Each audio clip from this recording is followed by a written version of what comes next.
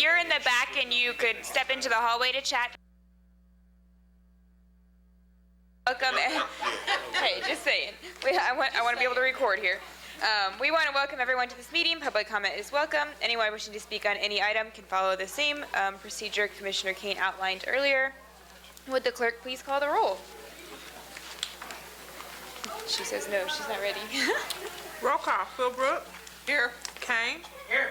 Maddox. Here. Walker. Here. Markley. Here. Next we have the minutes from our February 18th meeting. Is there a motion for approval? Move for approval. Second. All in favor signify by saying aye. Aye. Opposed, same sign. Those minutes have been approved. Sorry, I have to take my paperclip off. That takes us to our committee agenda. We have 2 items. Item number 1 is a discussion with the Vacant Housing Task Force regarding creation of a vacant building registry. Looks like Mr. Greg Talkin is here, although my handy agenda says you'll be Wayne Wilson today, and Colin Welsh to explore this issue further. Mr. Talkin and I had a scheduling misunderstanding, and that's why he's here. And Works for Mr. me. Wilson We're happy to have you. And I'm here to invite discussion about vacant property registration ordinances, or VPROs. These were started by local governments as a way to try to reduce the drag on communities by abandoned properties. The idea is that it would spur owners to find a beneficial use for properties, and it would also provide a clearinghouse for contact information, which would enable better code enforcement. At their simplest, the VPROs require the owner of a property, or often the mortgagee of a property, to register with the local government contact information for a party responsible for that property. This comes before this committee in part because of Commissioner Markley's request to the legal department to look into the possibility of placing a higher tax rate on vacant, abandoned properties. We looked into that, found that it would be unconstitutional, and have suggested this as an alternative. The Abandoned Housing Task Force has been meeting for a couple of years anyhow, and they've batted around the idea of this VPRO. They kind of stepped away from that after August of last year, when a federal court found that any mortgage backed by Fannie or Freddie could not be subject to the VPRO. That kind of took the wind out of the sails of current and potential VPRO programs due to the large number of mortgages that are backed by Fannie and Freddie. So with that in the background, it's possible that these are still a worthy tool for fighting neighborhood deterioration. Mr. Talkin and I are here to ask you if you think it would be a worthy tool here. If you've had an opportunity to review the memo and the attachments that Chief Counsel Boating sent out, then you know there are a lot of moving parts to these and a lot of different tacks that you can take with them. So any guidance you can give us on how you'd like to go about determining the specifics, if we're going to go this direction, would be much appreciated. And I could give just a little background. So my mom works in insurance, and I know that if you are getting home insurance and your house is vacant, you pay extra because the theory is that the house is at greater risk. So my question to legal is, can we charge extra because we're spending additional funds on these vacant structures? We're sending cops out there more often. There's a higher risk they're going to be robbed, so we're dealing with that. And then we're dealing with code enforcement issues. And obviously we're spending our $90,000 to mow the lawns of some of these vacant houses as well. So I said, how can we do the same thing as these insurance companies, kind of recoup our losses and somehow charge extra to these homes? And kudos to the legal department that they, instead of just coming back and telling me, no, you can't charge more in taxes, they came back with this concept. So one of the questions that I asked Doug Bach, actually, but I don't know if it got back to you, is how are other cities feeling about this now that they have it in place? So Minneapolis, I know, is kind of the poster child, but are they seeing any results? Do they have enough information yet to know whether that's the case? I'm curious. Obviously, if somebody else has already tread these waters, I'd like to know what their experience has been. And I should have said, Mr. Talkin's come to the table with some pros and cons as he sees it. Of course, he has his ear to the ground on the code enforcement side. Do you want to field this question, or I can? Commissioner, don't really have a lot of feedback from Minnesota or Detroit or some of the other cities, except for Kansas City, Missouri. I've been in contact several times with David Parks in Kansas City, Missouri. They implemented one about a year ago, maybe a year and a half ago. Of course, they did not put a fee or a cost on theirs, unlike some of the others. And the reason why they did not do that is because to impose a fee for Kansas City, Missouri, they would have had to put that to the public for vote. And for some reason, they either didn't feel comfortable or time didn't allow that to happen. I think they wish they could have charged a fee. Now, they can charge a fine if they don't register in an appropriate time. Kansas City, Missouri is not real happy with the outcome in the number of people that are actually registering. However, those that are registering, it does give them quick access to a contact person where we can generally, in those same circumstances, find somebody, but it does take us a little bit more time. The other advantage that they found with it was that it does help their fire department and police departments too, because they have a contact also when they have an emergency. But their biggest disappointment, it sounds like at this time, is that the number of people that are actually registering. And it's similar here. We had a vacant property issue even before the mortgage crisis. The mortgage crisis just really blew that thing up on the residential, single-family residential side. And those properties before, we already had, they were either abandoned because of deaths in the family and nobody took it over through probate, or people just got up and left because it wasn't, the property was so deplorable, they just left and we couldn't find anybody. So this type of registration still won't help in that area because we're not going to find anybody. The areas it would help would be the mortgage companies. We have a lot of them calling us and actually wanting to register or seeing if we have a registration. But once again, we can find those individuals already through a couple different angles. It just takes us a little bit longer. Of course, if there was the ability to attach fees and cost to this, I think it would be an incentive for those that we can find to get them off center to either sell the property to somebody that will do something, invest in it, or do something with it instead of just sitting on it and speculating or just holding on to it for family value. But right now, we don't believe, we're kind of waiting for a few of these court cases to play out to see if fees can be charged across the board or if we would have to limit those to non-federally backed properties through mortgage. So I guess the gist of it is the number of properties we feel like this we could get registered and this would apply to might not be enough to actually pay us back for an investment of time in putting this together. You know, in different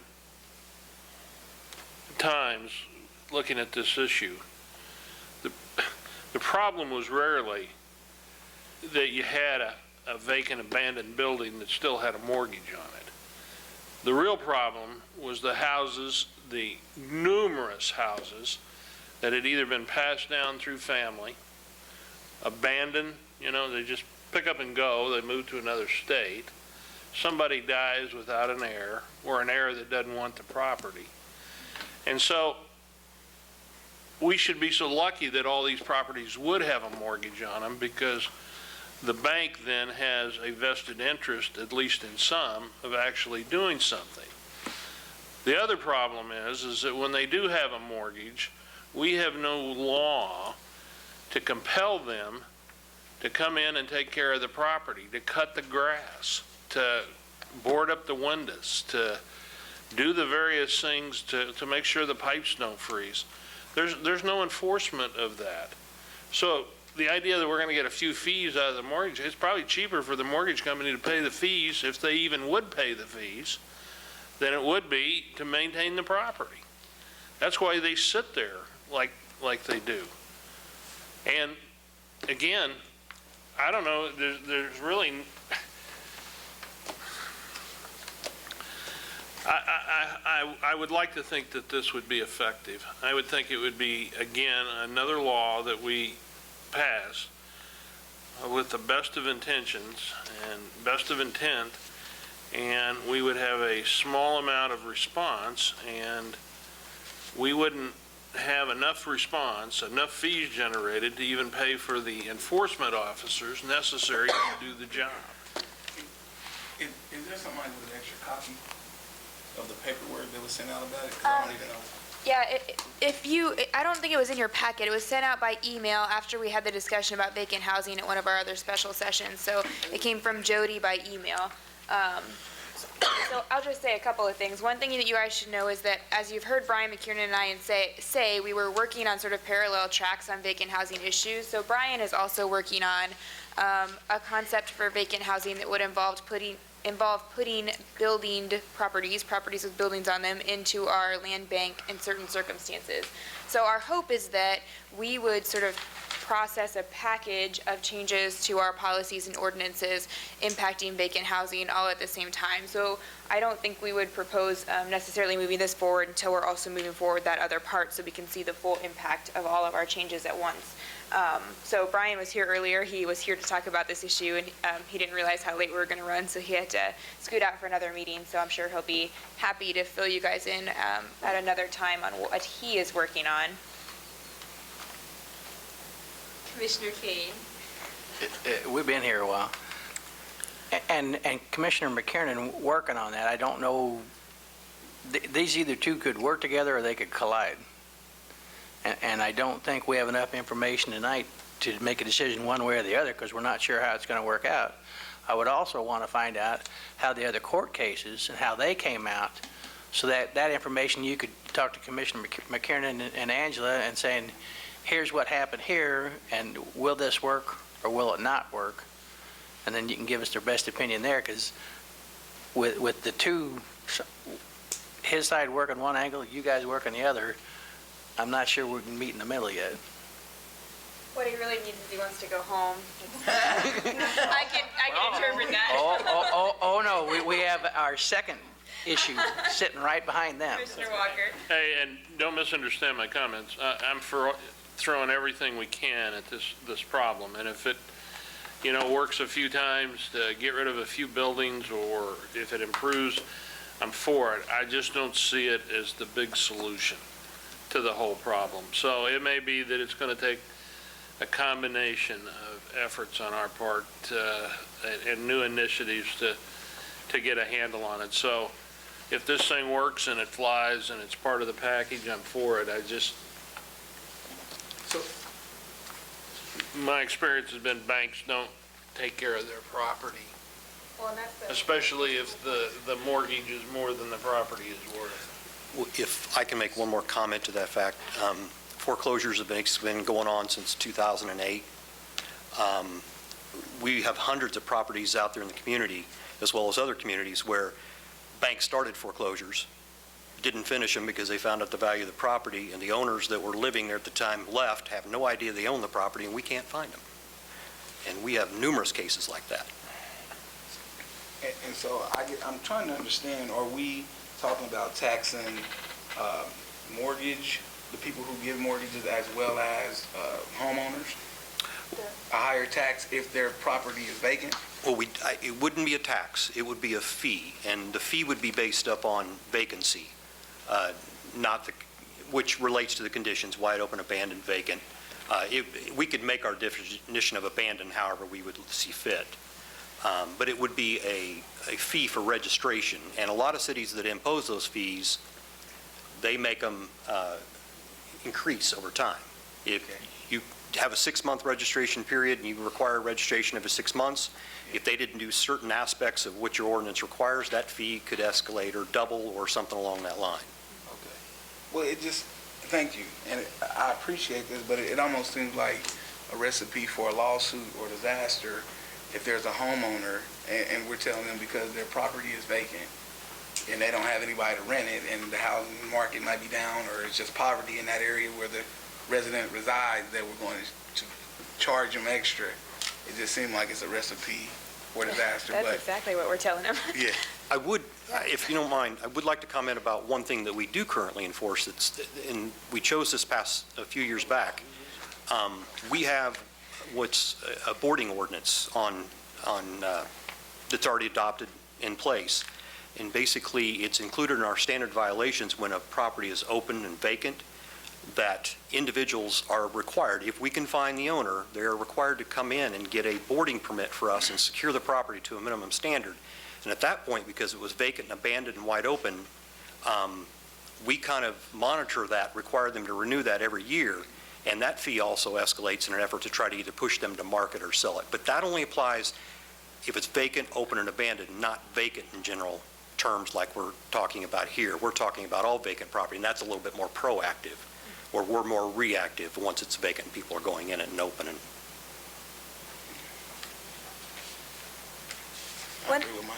One thing that I'd still like to see is just information from some of these cities that have been using this program for longer periods to see what impact they're seeing, whether they're bringing in revenues, whether they think, I mean, one advantage I think that we have is that it seems to me at least that my code enforcement officer is pretty aware of which properties are vacant. So he knows already which ones would need to be registering, and if they're not, they could be fined. I mean, I think for the most part, our code enforcement personnel are pretty aware of what's vacant and what's not at this time.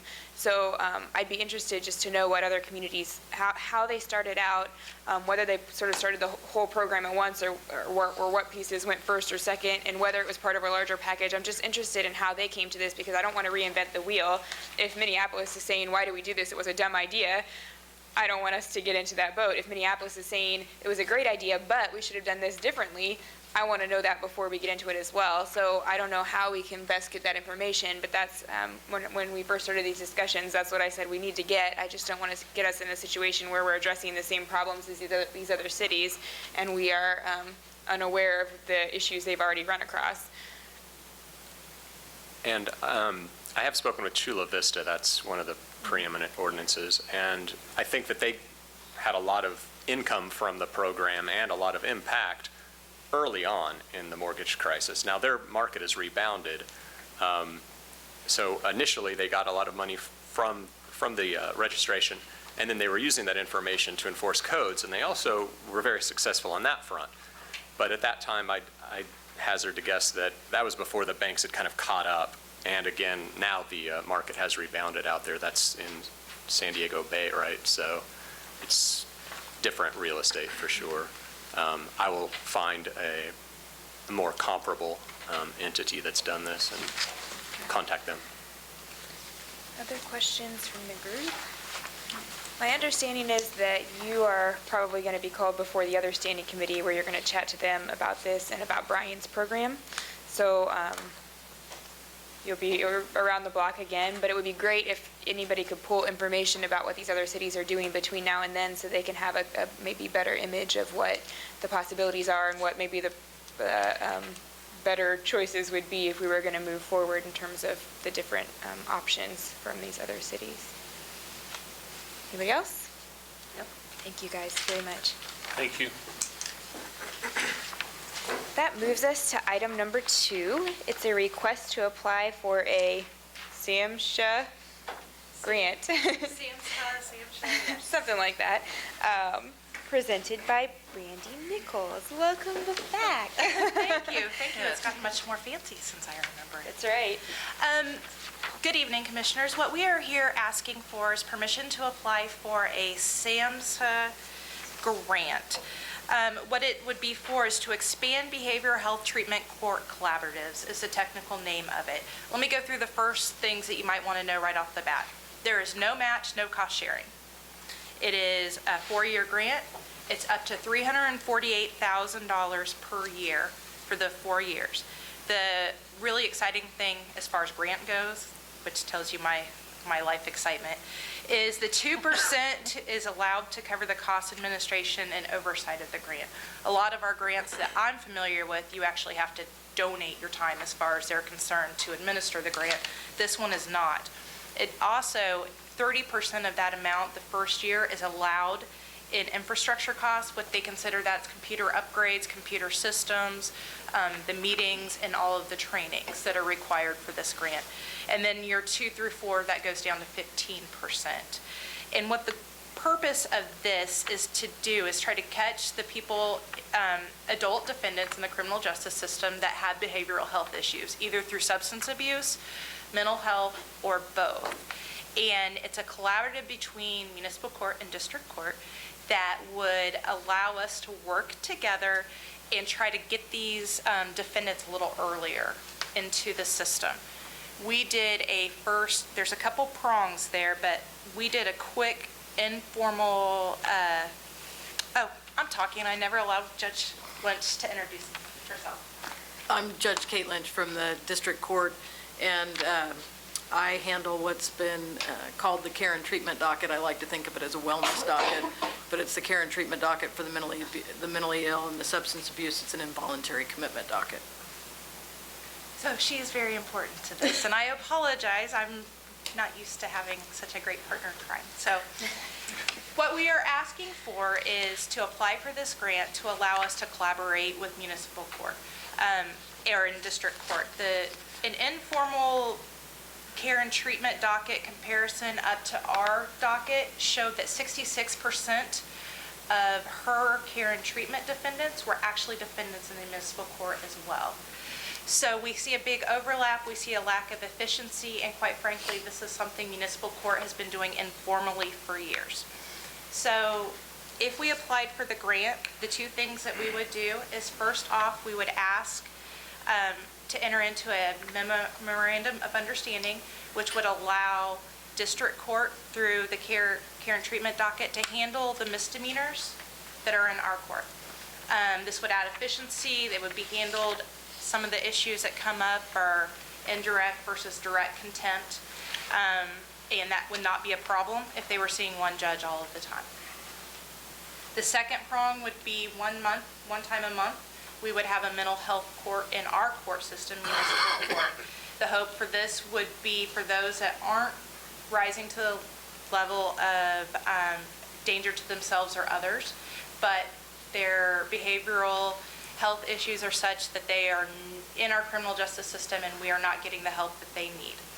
So we would work with our designated mental health center, which is Wyandotte Center, and in order to do the grant, you have to be willing to divert some issues and some programs and some fines to move forward. So that's what we would like to do. I have more information. Unfortunately, we had such a quick turnaround that to ask for permission, we're like a week into this as we're gathering. And so we're here first, and then April 10th is the full commission meeting I think we're set for. And then April 18th is when the deadline is. So in the next week, this is really where it's going to come together, where we know exactly what funds we'd be asking for and what that would look like. Do you guys have any questions? Questions? I do. Judge, Which one? Whichever one answers first. Well, he made us both. He's the judge maker. yeah, exactly. Well, either one of you, is there any issue with the Kansas Supreme Court? And I mean, there was a ruling that I was involved in which there was a holding that we could not impose duties upon a state district court judge. Essentially, it was we couldn't make them do it, but if they wanted to do it voluntarily, it was okay. And if you look at that opinion, it's pretty clear that they're guarding their turf. Well, And Commissioner, so, who approves this for you, on your side of the Commissioner equation? Walker, I think you know that I don't, having worked for you, I always consult my boss before I do anything. So I talked to Judge Lamson, and we also talked to OJA, and OJA is the Office of Judicial Administration in Topeka, and they have both given their verbal blessing on this. Judge Lamson went so far as to provide me a couple of MOUs that we have entered into with the unified government over the years, so that, for instance, the one with the Supervised Visitation and Exchange Center, so that we could come up with wouldn't have to reinvent the wheel. But, so I understand that. In fact, the practical situation is I'm kind of doing that now by when I'm sitting on the bench and I'm about to send somebody to the state hospital, and they say, but I have court on Tuesday, or I have court on Friday. And so I turn on my computer and send an email to Judge Ryan and Judge Brockovich and say, oh, by the way, case manager's going to come over, hold those tickets, don't issue the warrants.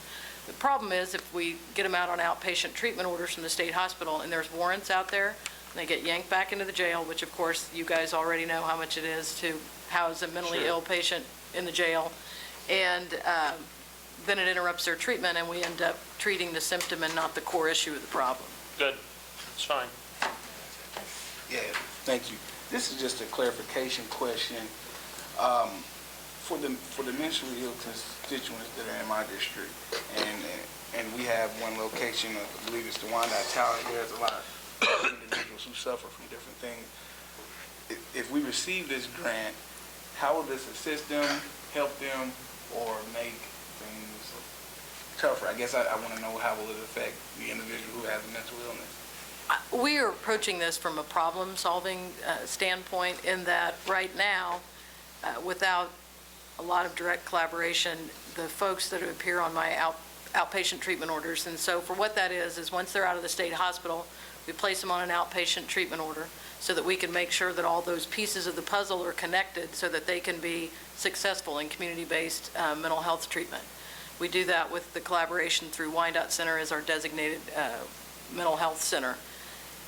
What happens is, without the communication with the municipal court, these are the folks that might get into trouble for loitering or, unfortunately, sometimes urinating in public or trespassing.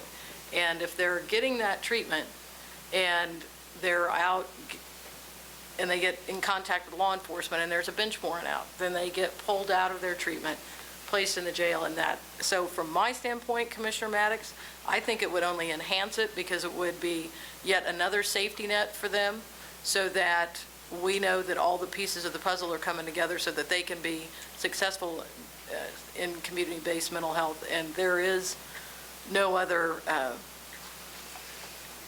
set of mental health treatment on the horizon. Can I just clarify Yes, real ma'am. quick? Judge Ryan and I have discussed too, we feel like it would be helpful because this population is also people that traditionally don't have money to pay fines, and we have 15-year-old cases where they just keep getting booked and forfeiting bonds and getting booked. So for us, I think we would feel like it would clear up our docket a little bit as far as if we have some good, strong case manager / probation officers that we can actually do sort of a community service type idea where the minimal fines they're working off by going through treatment, we can close these cases out too and not constantly jailing people on 15-year-old unpayable tickets. So I just wanted to let you know our approach as well. This looks really good to me. I just have one question. Do we think what's going to happen at the end of 4 years? Well, we're hoping by the end of the 4 years that we will have all of the data supplied by, of course, federal dollars to show that the program has actually ended up saving you money and you will continue the program. Now, really, where I see this as being a big, huge benefit to you is the amount of money we're going to save you from keeping these folks out of the jail and clogging up your municipal court. We're also going to keep them out of the state hospital, and so as an overall tax savings to the state of Kansas. At the end of 4 years, I'm hoping we have enough data that we can structure something between the two courts and it goes on forever. Perfect. That's what this grant is actually, I think, designed to do, is to help us get evidence-based in collection so that we can actually see that and change it as we need to change it. Right. I like it because it's a long-term solution. And it can't takes treat the stuff out of our hands and puts them where it belongs. There is also one other component that I failed to mention that I think is very interesting. There is a requirement that you must address veterans and members of the military specifically as well to make sure that you're addressing their own behavioral health needs. So it would be a mental health / veterans court. Move approval. Second. Roll call. Philbrook. Aye. Markley. Aye. Maddox. Aye. Walker. Aye. Kane. Aye. Thank you. Thank you. Our final item for the evening, Chris Cooley has been waiting here patiently, very patiently, to talk to us about public data access. So thanks so much for sitting through our extra long agenda tonight. No problem. Thank you, Commissioners. Give me just a moment. going. And we can talk about this as little or as long as you want to. It's been a long night for all of us, I think. So the purpose of this is to go over some things that we had talked with Commissioner McKiernan and his committee and with him from some things that he had done. Commissioner Markley at the Commission special session where Rebecca Williams from the Sunlight Foundation spoke and said she was very interested in data and the things that we were doing with data and how we could do that. So it seems appropriate to update this half of the commission on the things that the other half of the commission has been discussing. First off, we're talking about the data that we have. The unified government collects a lot of data on a daily basis to support our operational needs. First thing I'm going to talk about is, what is data? What is it we're talking about? Raw tables and lists. This is the tax roll. This is meaningless to you unless you mine it and create, a report. This doesn't create a tax bill. This doesn't say how many tax delinquent properties are. That's what we get from a report we create from this. But this is, what our tax roll looks like as far as what people owe and don't owe and things like that.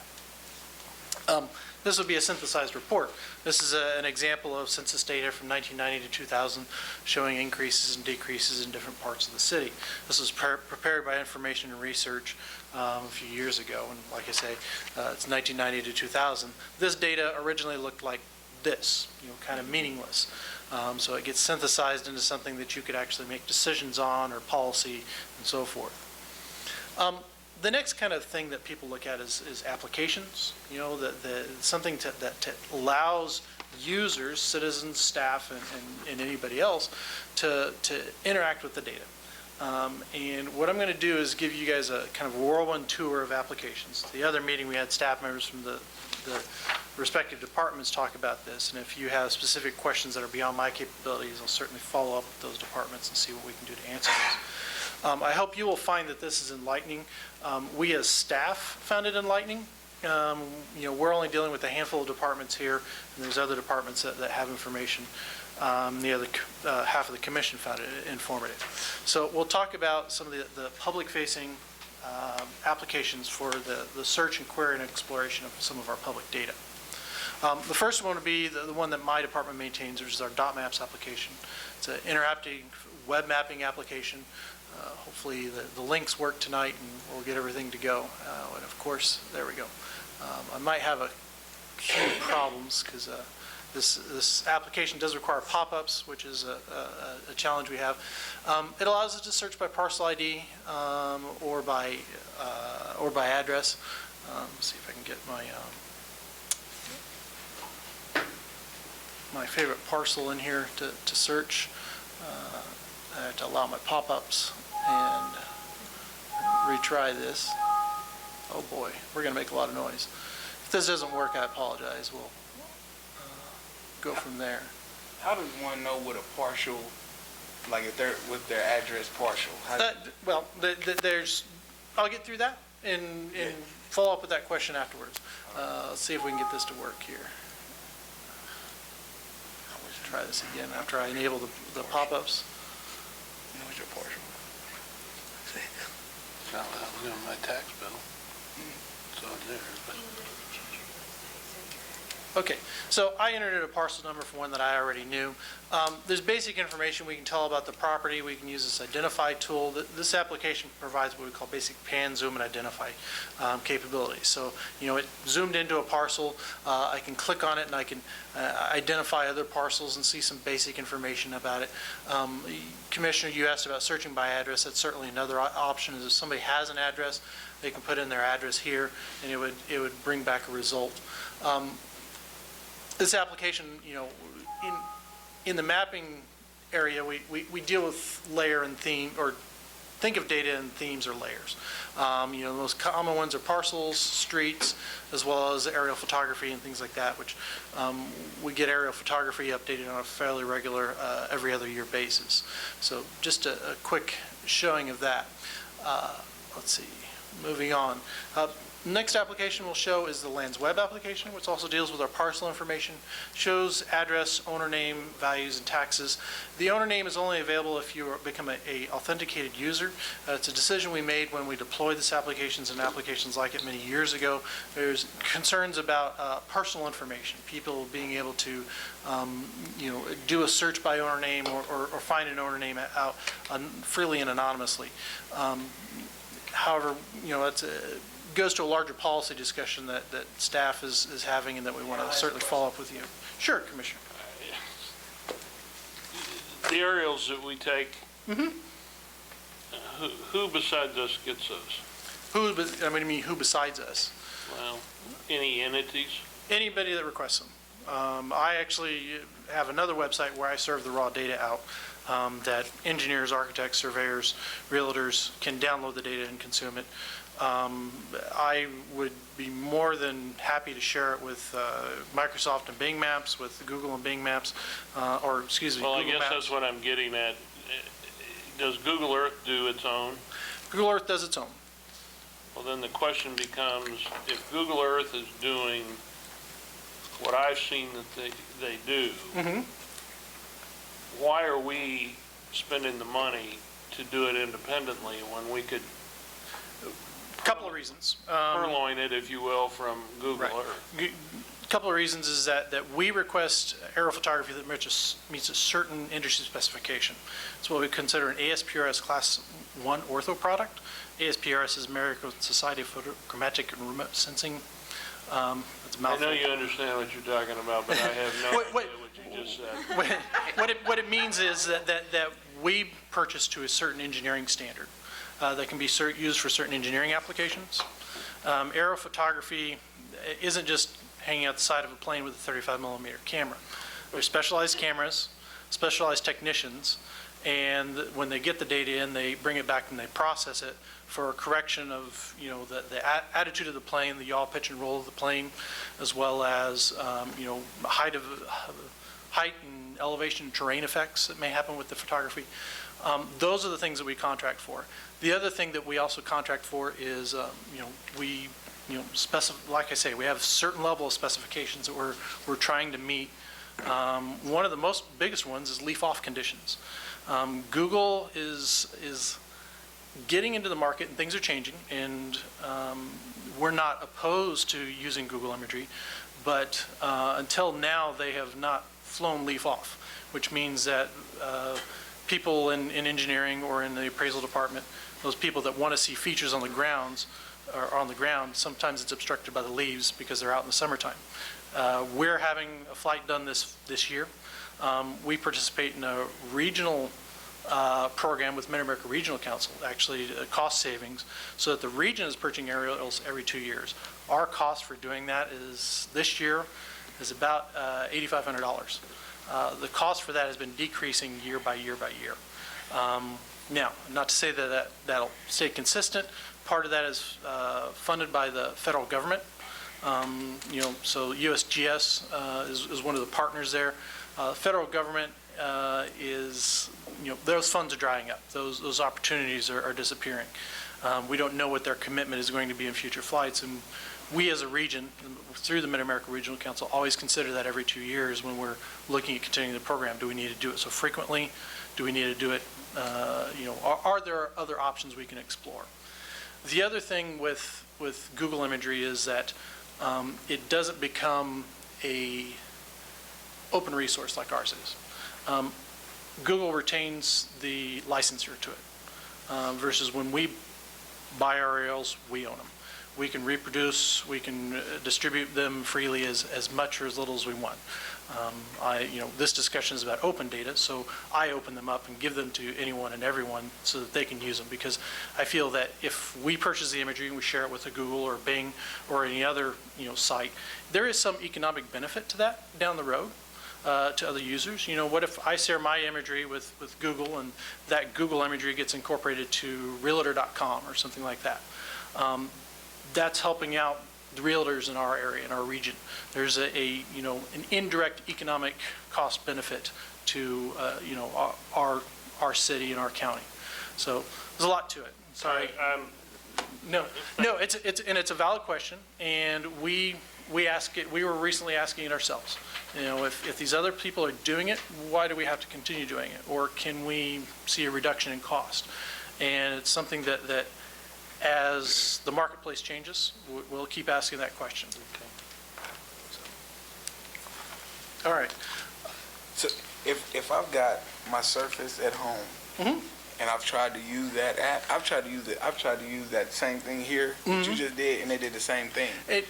The challenges are that it requires pop-ups now. We're looking at trying to upgrade to a newer application that's using newer technology that doesn't require pop-ups to be enabled for the site. So that's going to be the solution, is that we have to, upgrade the system to better support more devices. Okay. Moving along, back to the PowerPoint briefly. I was going to talk about sorry about that. The Lands Web application, which is our public-facing real estate application. Real estate? Wow. Get a mouthful tonight. This is the landing page for that. If people log in, they'll certainly see the owner name. This allows users to search by parcel number, as I mentioned, or the address. Computers are very literal, so I always tell people less is more. If I have an address of 123 North Main Street, Kansas City, Kansas 66101, if I misplace any one of those data elements, the computer is not going to return a result. So I tell people, start with the street number and the street name and nothing else, and if you get too much, you can always sort it down from there. But a common problem we have is that people will search with too many of the things filled in, and they'll get a result that is, they get nothing back. So anyway, this is the result that comes back here, is that we get some basic parcel information, the parcel ID, the address. Like I say, if I was logged into the system, I would see the owner name. There's some basic mapping information as far as dimensions on the property. You can view a PDF copy of our quarter section parcel map, which is the entire 1/2 mile by 1/2 mile map sheet that this parcel is on. Some other legal documents, a plat map. The property value, these are tentative 2014 values. They don't become official until the appraiser certifies values in June, but that's a tentative value that's been attached to the property. And the taxes going back several years, as well as some political district information. So it's a nice information page that a lot of people use, realtors and the such, as well as a lot of the public. Continuing on, talk about the next application that we have going on is the Appraisers Department maintains their own public access site, which is very similar. Has some, I'm going to search by the property ID right now because it's easiest for me. But when you go here, you see more details of what the Appraiser's office is using to support their operating needs. So obviously the 2014 values, a full data sheet, which is, they used to call this their inventory and contents sheet, which has detailed information about all the attributes of the property they use to value it. So they aren't just, looking at this picture. They're looking at, is it a single family structure? How many rooms does it have? What's the square footage of the living area? What's the age? Any additions? The other thing they look at is sales data. You can see there's some sales information here. Where is it? Yeah, this is it. There was a sale that occurred in 2009. It was a valid sale for $79,000. That information is available here, along with the comparable sales that were used to compute that market value on the property by the appraiser's office. So the appraiser has a lot of data that they're gathering and mining in order to compute values. And value notices, just as we know, just open to the public? This is open to the public today. So if you're considering an appeal, you can certainly go out there and see all of this information. And these are the comparables that were used in the computation of the value of that property. Let's see. And you click on the unified appraiser for that. This is the link I provided, but you can navigate to it through departments, and they call it their appraisal search application is the way it's named on their department. But this is I can certainly provide these direct links to anybody that is interested. One of the outcomes of previous meeting was to have a common landing page for these things, because right now you have to go to 5 different departments to talk about these 5 different things. We're kind of in flux with a web developer as of recent with staffing issues, but that's one of those things that when we get that staffing available, we could park these as well as other applications on a single location so that people can look at them and say, these are our offerings as far as applications for search and ways to explore data that the unified government has. Let's see. Next, the NRC, and I was having problems with this directly, so with that link directly out of the PowerPoint. So if we go to the Neighborhood Resource Center, and they have their NRCE link over here, this allows you to, and it's not working for me today. Uh-oh.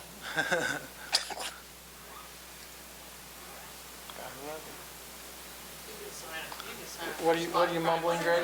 Well, no, it's, since we've upgraded, I don't know if we made that live again yet. Okay. I got it to work in my office earlier, so here we go.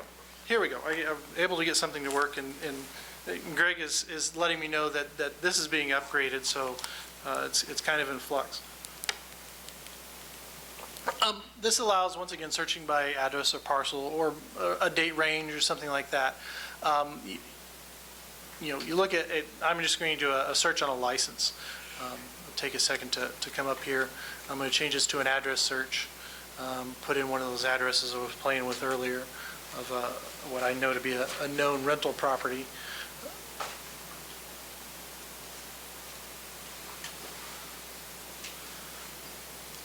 And we can certainly see, there's been rental licenses issued there.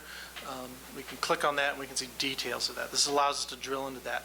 The other thing this allows us to do is use code enforcement data. So if somebody was considering to buy a house or something like that, they want to know what the code enforcement is like in that neighborhood, they could look at a net and they could do the same kind of search, but on the code enforcement tab up here.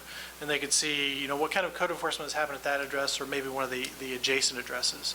I didn't like what I was clicking earlier. Nothing like a live demo to test things out, see what you know. Well, at least you understand what's going on. Chris, can you email these links to me? Yes, I'll certainly get them all the commissioners. Okay. So there we go. We see, here's a rental license. This is a very old one from 2000. I don't know if my eyes can barely see that. So, it'll just show some of the information on issuing the license, who issued it, and things like that. Certainly the same kind of thing can be done with code enforcement, building permits. If you know that the house has had an addition, you want to check the building permit on it or something like that, you can go to the building permit, search by that address, and see the results. You can really creepily stalk your neighbors on all these search engines is what he's telling you. Yes. You can check their valuation, check if they have building permits. Check on myself. Check on yourself. Next would be the police department spot crime. Some of the commissioners, the existing commissioners should be aware that the police department requested this about 1.5 years ago, I believe, to publish some of their crime data through this third party called Spot Crime. So they're making it publicly available. I'll always allow some pop-ups here. And I can see that here for Kansas City, Kansas, you can zoom in. You can also sign up and get alerts. You can register as a user, so it'll let you know when certain crimes happen in your neighborhood. There's a subset of crimes. This isn't everything that happens. But you can drill into these. You can, zoom in a little bit and click on one of these and see what was going on there. You can see this is a theft in the 1300 block. They're cleansed and generalized, so we're not seeing very personal information to see that there was an assault and battery or robbery at this particular address. We just see the 100 block where something was occurring. It gives you a general idea of the crime in a neighborhood. This data is usually displaying only the most current. I believe the police department said it's 30 days or 300 incidents. That's all that's displayed up here. If you need specifics on that, we can certainly follow up with the police department to find that out.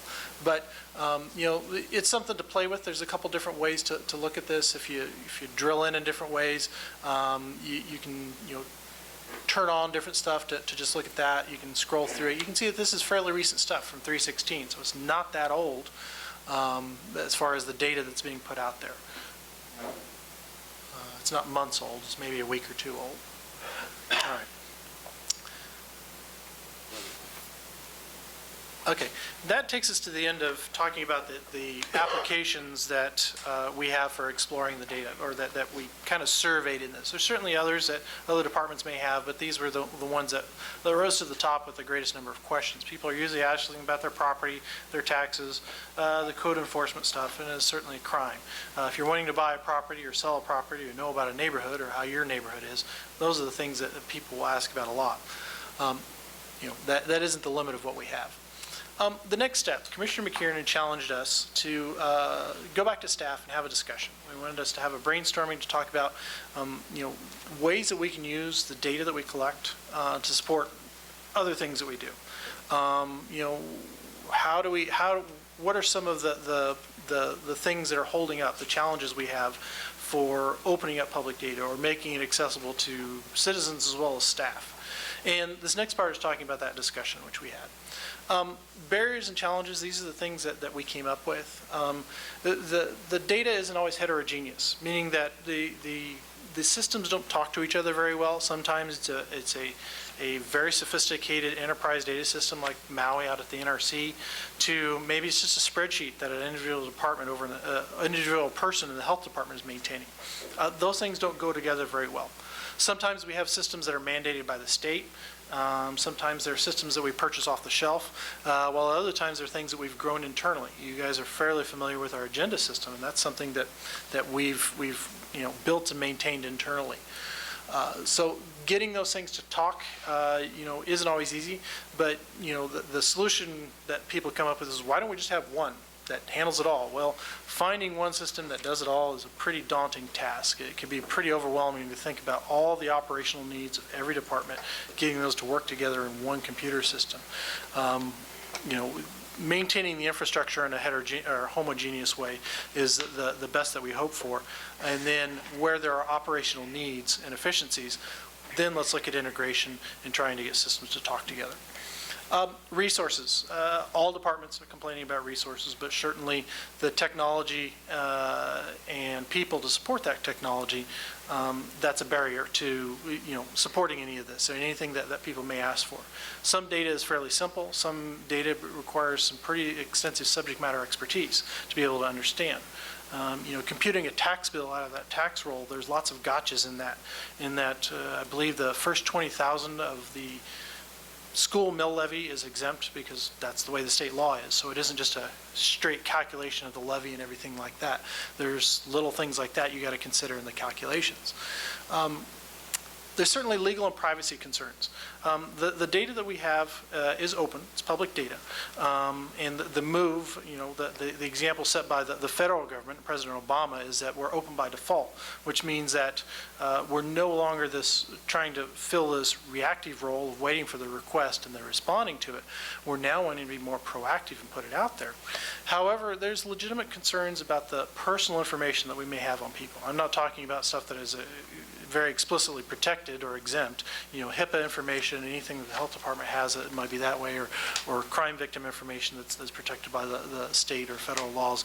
Not what I'm talking about, but certainly owner name of properties. There's some personal information there that, there's some policy concerns that we may need to discuss as far as any kind of backlash we might have from the citizens. Certainly some of the staff felt that there's potential for loss of control of the data.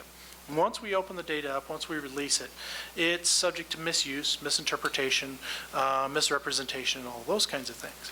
So there's certainly a barrier there, concern there that it could come back to bite us, or that people may use it for their own evil ends. I tend to be an optimist and think that people that want the data genuinely have a genuine use for the data, but there's legitimate concerns there. In some circumstances, we don't have good data, it was poorly collected, or we lost staff, we couldn't maintain it anymore. And sometimes the questions we ask, we're not able to maintain the data. The judges, just talking here recently, they don't have data to support what they're needing today. So them having a program to be able to gather that data and then at the end of 4 years make a data-driven decision on that, that's an ideal thing that we need to be doing more of. But we have to collect the data. And then certainly by staff, there's a little bit of a lack of understanding about why do we need to open up the data? What's the benefit to me? What's the benefit to other staff members? Some of the strategies we have begin small. We don't want to, eat the elephant all at once. Take a spoonful at a time. We're not trying to build that grand unified information system. But there's some little wins we can make here and there. We recommend developing a user group of subject matter experts, SMEs. Certainly documenting our data. Any data that we publish or release, whether it be internally or externally, having documentation on it so that it's on the user then when they misinterpret or misuse it. We can easily say to them, yes, you're looking at the tax roll information, but did you do this, or did you look at this that was in the documentation that supported it? We want to create and maintain an enterprise inventory. So looking at all the data sets that we have in every department would certainly be a next step or strategy. Understanding what every department has and how it might be useful or not useful. What are its limitations? What's its ability to be released or opened? Address resource issues, like all departments, and this isn't necessarily a technology issue, but maybe a user department or something like that, they need the resources to support this or collect the right data. Those things need to be addressed in some circumstances to move ahead with some of the questions that might be asked. Let's certainly develop a roadmap. This can be as simple as an informal prioritization among the stakeholders to an enterprise-wide, kind of thing developed by consultants. This kind of leads us to the end of what's the future. I know the mayor has spoken very, very strongly on innovation and open data, us wanting us to make data-driven decisions. And this all relates to our experiences with Code for America in learning about, as a community, if at the cornerstone we open up our data, both internally and externally. The lessons learned from opening data is that the biggest users the first time around are internal customers. Government is notorious for staying in our little silos, not because of turf wars and things like that certainly occurs, but because we have an operational thing to focus on. The animal control, very focused on picking up animals. The judges, very focused on processing their docket and getting that reduced. But if we share data across those lines, there's certain circumstances where that data can be used by other departments and help them make decisions and develop policies. And it can certainly impact, our budgetary needs or our budgetary decisions and so forth. So open it up to any discussion. I realize we're going quite late, and I appreciate your time. Be willing to entertain any questions at this time. So can applications solve any of the not talking between programs issues, or are the programs closed in a way that we can't do anything to make them talk? Yeah, it depends on the application. And there's usually a cost involved. This comes down to a resource issue, is that if there's an operational need and we could show a benefit to making that integration occur, then it's worth the investment in that interface. So right now, I know that one I'm familiar with is an interface between the tax roll information and the Maui application. Our ownership, our property addresses and that stuff goes over there to support them in their needs on a regular basis. That interface was a requirement of the system. So it depends on our business need. But there's opportunities to open up data and just make it available, either for download or for exploration that other departments can use as well. And maybe there's things there that they didn't realize. Are we having any contacts so far in our discussions with outside parties? I'm thinking specifically of the Startup Village group that does like little brainstorming sessions. We've had some discussions with some of the groups, and I know one of your constituents has contacted me, and we've talked to him about a land bank application that he's done on his own. What we're kind of talking about there is civic hacking. And, I use the term hack. Use the positive definition of the term, which relates back to you think during World War II in the Pacific Theater, aircraft were being heavily damaged. And they would come back in the early part of the war, and hacking crews would go out and literally disassemble one plane and take the parts off of it and put it onto another plane. And they were called hacking crews because their tool of choice was a hacksaw. So we're taking back the term hacker in the positive sense of building something from something that may be broken or needs recycling or something like that. Civic hacking, there's plenty of people that participate in that, and that's part of the Code for America mantra. Internally in the metro area, we have the Code for America Brigade, which is a group of civic developers, civic hackers that want to come together, want to use and consume public data to either, maybe develop their own application that they'll make money with. You look at the federal government and the sharing of their data. The big ones would be like the National Weather Service data. That data is provided freely, and look at all the cell phone applications and everything like that developers and hackers have developed that work off the weather data. Well, what if we share some of our data and somebody develops an application and they make a few cents off of it? I see that as an excellent economic development thing. But those people working in the community, there's a lot that they can do, but I think we need to have a policy discussion. Commissioner McKiernan has his concerns. He compares it to the person that maintains the church bulletin or the church website for many years. There's very capable and competent people in our community, but it's only good until somebody, as long as they don't want to get paid from us for it, or as long as they're still doing it. When they decide that they want to stop maintaining the church bulletin, then who's going to pick it up from there? So some things to discuss. Commissioner? Yes, sir. That was going to be my question. What would it be to form an actual app with all of that stuff involved in it? I think it would be easy for the developer, the actual homeowner, to be able to pull up an app. Whatever applications need to be put in, codes, all that stuff is in an application. And I say that to say because one of the biggest dilemmas that I hear from constituents is the breakdown in communication when it goes to, speaking about their property, communicating to codes, what may be the issue. It just becomes clouded. So when an app is directly technology, you tap in it, you do your paperwork, send it through, One of the things we're exploring is being able to try and answer that question of, certainly the first step was, uniting these kinds of things into a single landing page so that you don't have to go to 5 different departments. But if you could go to one place and type in your address once and see all this stuff there, maybe click on a different tab to see what's going on there, it requires a little bit more. And answering that question is a difficult one to answer. We look at it from an IT or a computing question, and how do we answer that question? It's costly, yes. And you're talking about, I would say, a fairly sophisticated app to bring lots of that information together. Now, could somebody do it freely and openly? Possibly, or maybe they charge a little bit for it. Maybe they charge $1 and you download it on your cell phone and you do it that way. I don't know.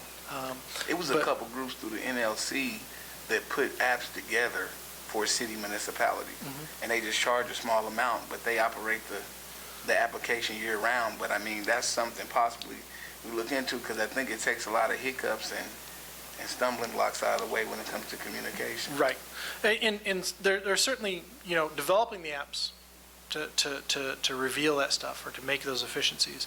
That's one question. The other question is, where does the data come from? That's kind of what we're talking about. If we open up the data, the things that Rebecca Williams was talking about from the Sunlight Foundation, we open up the data, we make it available, then we're enabling those people to do those things, to do that and take advantage of our data. Other questions? And we can certainly also have additional discussion under our outcomes in future meetings. I know we're running rather long tonight, so if you have something on your mind and you don't really want to start the discussion tonight, we can do that next time.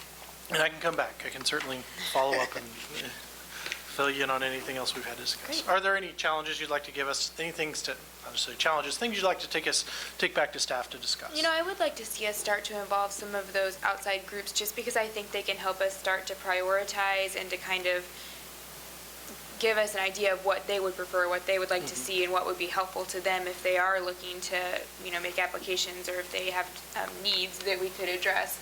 So I think that would be my thought, in addition to Commissioner McKiernan's challenges, is just to bring some of those third parties in and say, you know, we're really doing this, we're doing it for us internally, but we're doing it for these third parties as well. What do you want from us? What would be best? So. Well, I think if we have Mr. Cooley back, that we should do our best to put him first on the agenda. I agree. I agree. He's been very patient. I appreciate that. Any other questions? Thanks so much for Thank your you. patience tonight, and I believe we are adjourned.